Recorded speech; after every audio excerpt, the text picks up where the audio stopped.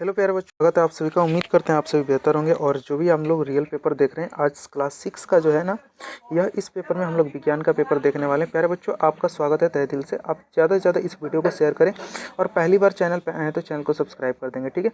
चलिए, आप यहाँ पर हिंदी के पेपर में, विज्ञान के पेपर में यहाँ पे सबसे पहला क्वेश्चन क्या पूछा गया था।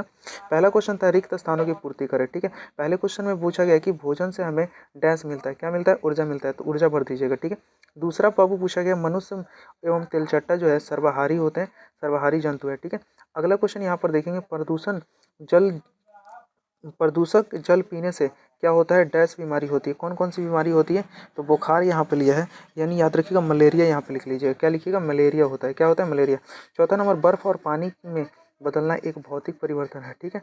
भौतिक परिवर्तन है यहाँ पे, भौतिक परिवर्तन। आगे यहाँ पर पांचवा नंबर में लिखिएगा प्रकाश के गमन मार्ग जो होता है सीधा होता है, ठीक है। बस अब दूसरे नंबर क्वेश्चन की तरफ चलते हैं और मिलान चिन्ह वाला क्वेश्चन है।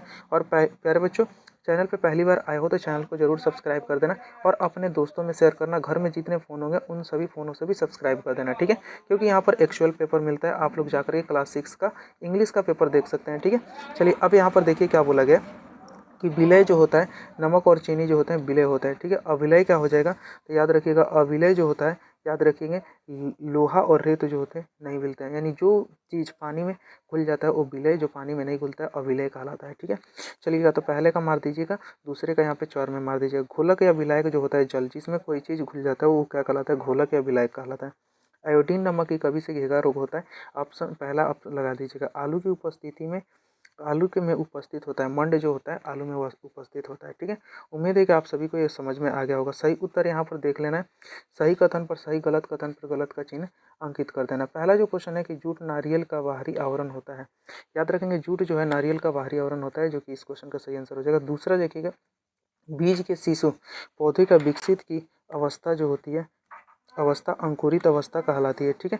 चलिए आगे यहाँ पर क्या है कि कपूर ठोस जो होता है अवस्था में सीधे द्रव में परिवर्तित अवस्था में परिवर्तित होता है। नहीं, कपूर जो है ना सीधे ठोस से किस में, गैस में परिवर्तित हो जाता है, इसीलिए गलत हो जाएगा, ठीक है। चलिए, विटामिन हमारे शरीर में रोगों का रक्षा करने में सहायक होता है, ये सही हो जाएगा प्यारे बच्चों, ठीक है। चलिए यहाँ पर देखते चलेंगे, अगला क्वेश्चन देखिएगा।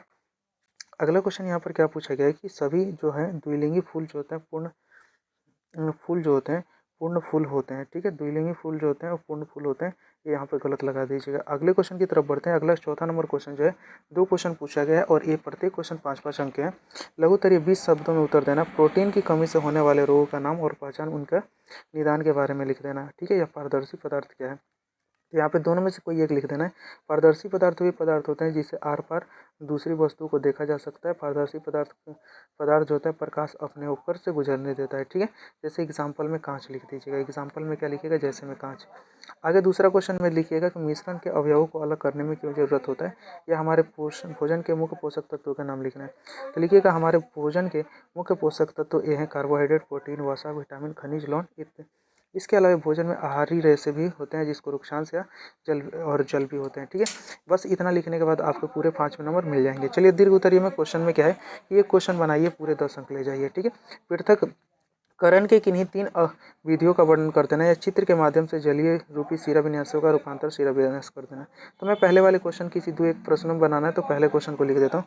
पृथक्करण से जुड़ी, पृथक्करण एक ऐसी प्रक्रिया है जो किसी, यहाँ पर नहीं लिखना, पृथक्करण एक ऐसी प्रक्रिया है जिससे अलग अलग जिस मिश्रण से अलग अलग घटकों को अलग किया जाता है। और पृथक्करण से कुछ तरीके हैं हस्त हस्त हस्त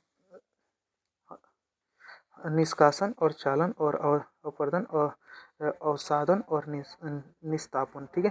माफ़ कीजिएगा दोस्तों। चलिए यहाँ पर सबसे पहले आप लोग पेपर को अच्छे तरीके से देख लीजिएगा। ये सभी तो 110% रियल प्रश्न है और अपने एग्जाम में पूछा जाएगा, ठीक है। तो आइए प्यारे बच्चों, इस सभी क्वेश्चनों को अच्छे तरीके से कर लीजिएगा। उम्मीद है आप सभी चैनल को ज़्यादा से ज़्यादा शेयर करें और लाइक करें और चैनल को सब्सक्राइब कर दें। मिलते हैं नेक्स्ट वीडियो में। 7th की पढ़ाई इसी पर होगी, ठीक है। आपको बहुत जल्द एग्जाम बाद आपको नोटिफिकेशन मिल जाएगा, ठीक है। इसलिए चैनल को सब्सक्राइब कर लेंगे